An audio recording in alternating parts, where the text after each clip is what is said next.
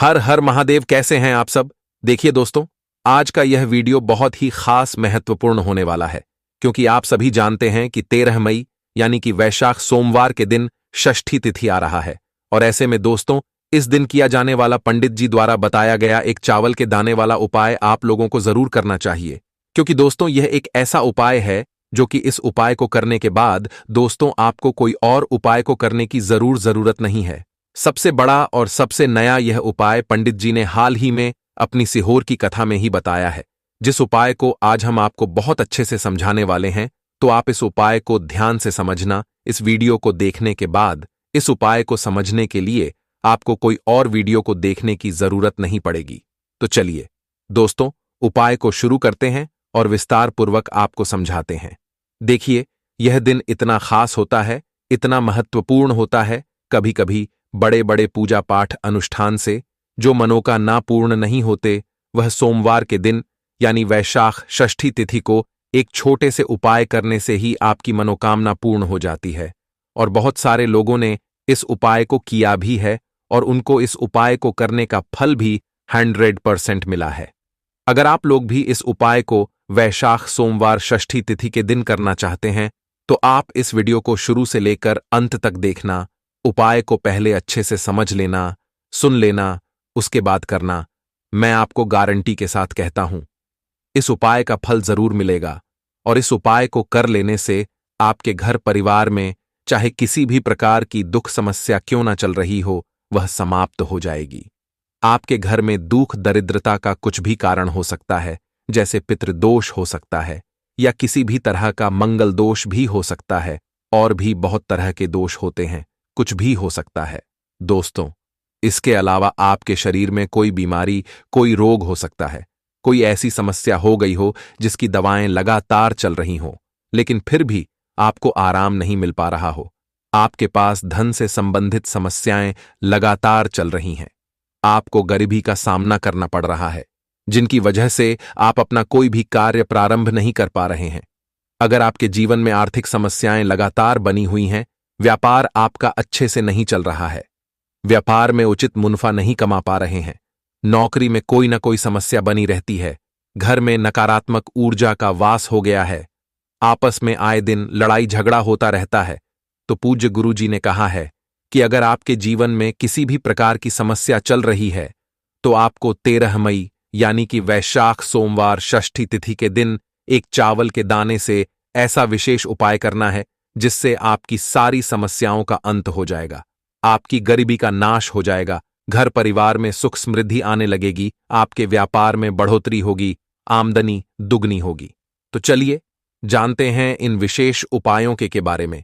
लेकिन उससे पहले आपसे रिक्वेस्ट है, जो यदि आप चैनल पर पहली बार आए हैं या फिर मेरी आवाज आज पहली बार सुन रहे हैं, अगर आप भी महादेव के सच्चे भक्त हैं, महादेव की कृपा को प्राप्त करना चाहते हैं, अपनी मनोकामनाओं को पूर्ण करना चाहते हैं, तो वीडियो को लाइक और चैनल को सब्सक्राइब जरूर कर लें। देखिए दोस्तों, इस वीडियो में हम आपको पूज्य गुरुजी द्वारा बताए गए 3 बेहद खास चमत्कारी अचूक उपायों के बारे में बात करेंगे। इनमें से जो भी उपाय आपके लिए सरल हो, आसान हो, वह आप अपनी सुविधा अनुसार कर सकते हैं। इनमें से जो भी उपाय आपकी समस्या के लिए हो, उस उपाय को आप जरूर करिएगा। देखिए दोस्तों, आप सभी जानते हैं कि सोमवार की षष्ठी तिथि हमारे महादेव को सबसे अधिक प्रिय लगती है, और इस वीडियो में हम आपको जो भी उपाय बताएंगे वह आपको सिर्फ और सिर्फ सोमवार षष्ठी तिथि के दिन ही करना है।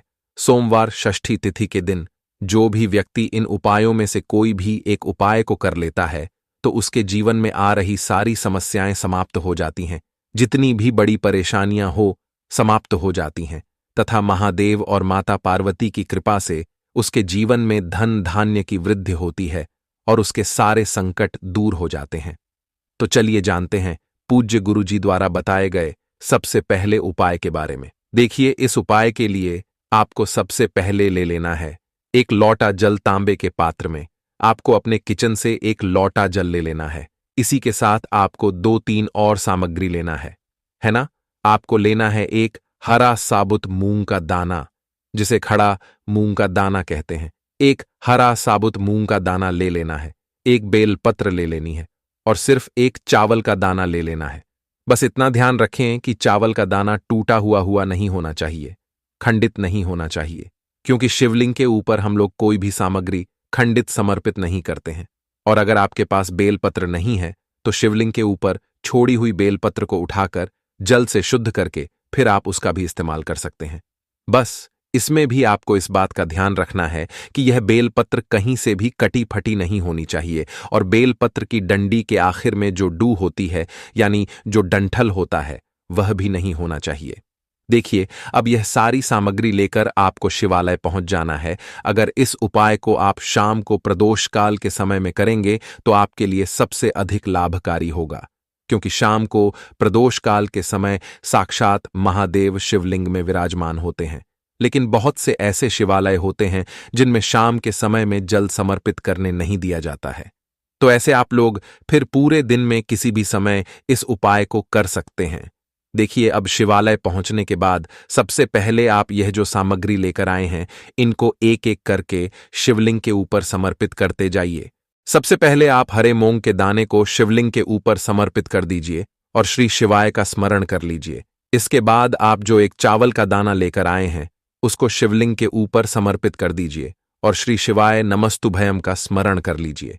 ये करने के बाद आप जो एक बेल पत्र लेकर आए हैं उसको भी शिवलिंग के ऊपर समर्पित कर दीजिए और श्री शिवाय नमस्तुभ्यम मंत्र का स्मरण कर लीजिए। बस इतना ध्यान रखिएगा, जब आप बेलपत्र शिवलिंग में अर्पित करते हैं तब बेलपत्र की जो चिकनी साइड का हिस्सा है वह शिवलिंग में टच करेगा और बेलपत्र की डंडी जलाधारी की तरफ रहेगी।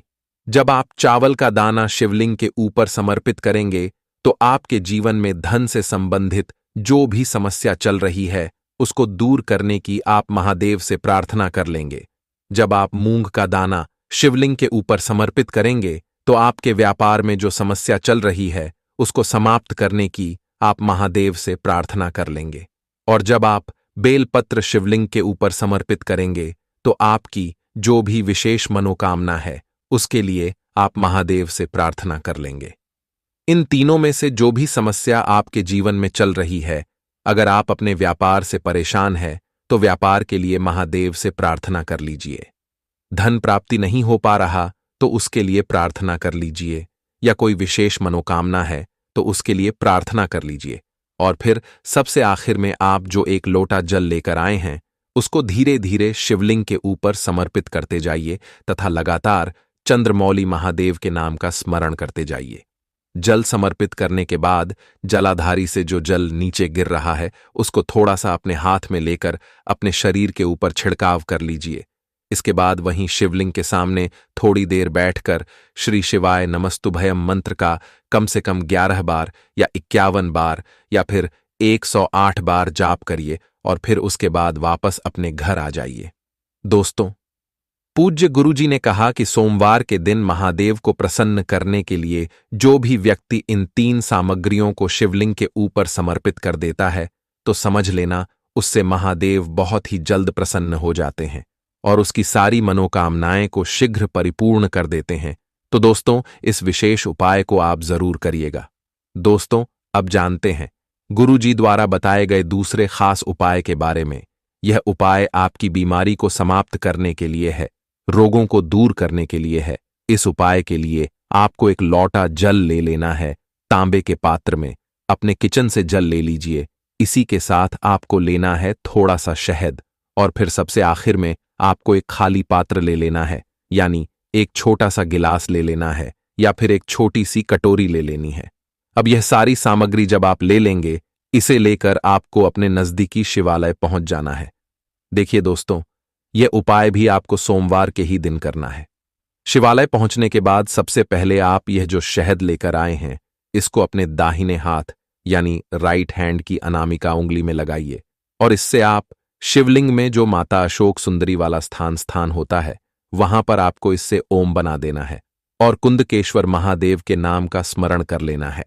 फिर इसके बाद आप जो खाली पात्र लेकर आए हैं उसको जलाधारी के नीचे लगा दीजिए। सबसे आखिर में आप जो एक लोटा जल लेकर आए हैं उसको धीरे धीरे शिवलिंग के ऊपर समर्पित करते जाइए तथा लगातार कुंकेश्वर महादेव के नाम का स्मरण करते जाइए।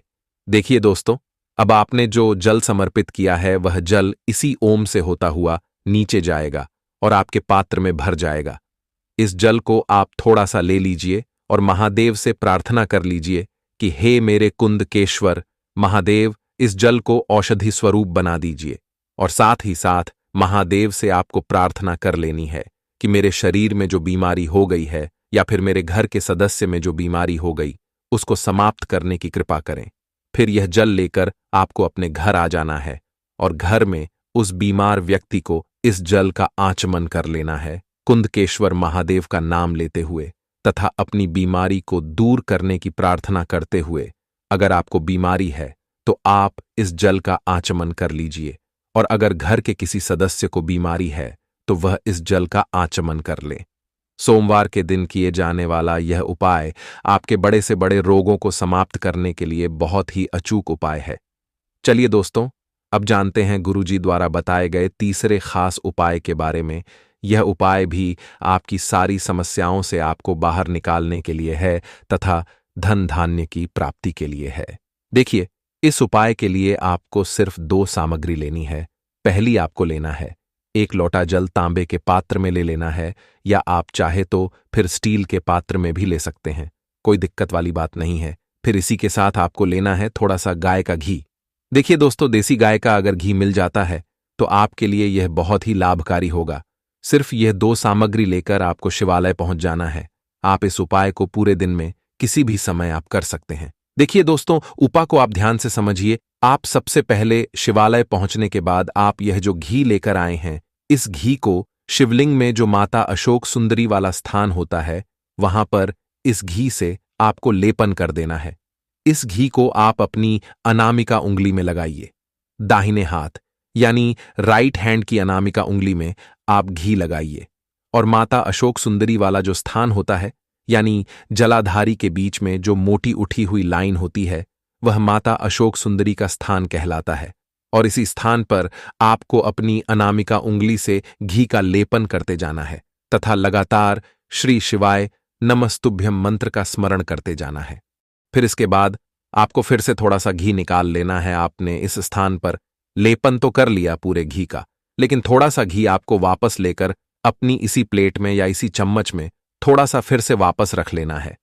और अब आप जो 1 लोटा जल लेकर आए हैं उसको धीरे धीरे शिवलिंग के ऊपर समर्पित करते जाइए तथा लगातार श्री शिवा नमस्तुभ्यम मंत्र का स्मरण करते जाइए।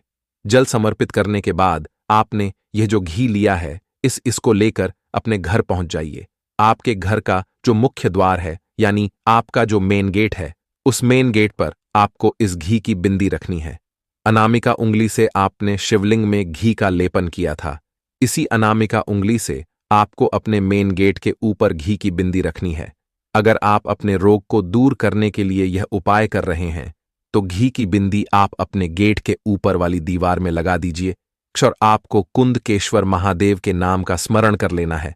अगर आप अपने जीवन में सुख समृद्धि को बढ़ाना चाहते हैं, धन धान्य को बढ़ाना चाहते हैं, कष्ट क्लेश समस्याओं को समाप्त करना चाहते हैं, तो आप अपनी इसी अनामिका उंगली से एक टीकी लगाइए अपने दरवाजे के ऊपर वाली दीवार में और फिर से चंद्रमौली महादेव के नाम का स्मरण कर लीजिए। और अगर आप अपने कर्ज को समाप्त करने के लिए यह उपाय कर रहे हैं तो आपको अपनी उंगली से फिर से बिंदी लगा देनी है और मुक्तेश्वर महादेव के नाम का स्मरण कर लेना है। तो दोस्तों, आज की इस वीडियो में बस इतना ही। अगर आपको वीडियो पसंद आई हो तो वीडियो को एक लाइक जरूर कर दीजिएगा। साथ ही महादेव के सच्चे भक्त कमेंट बॉक्स में हर हर महादेव अवश्य लिख देना। धन्यवाद।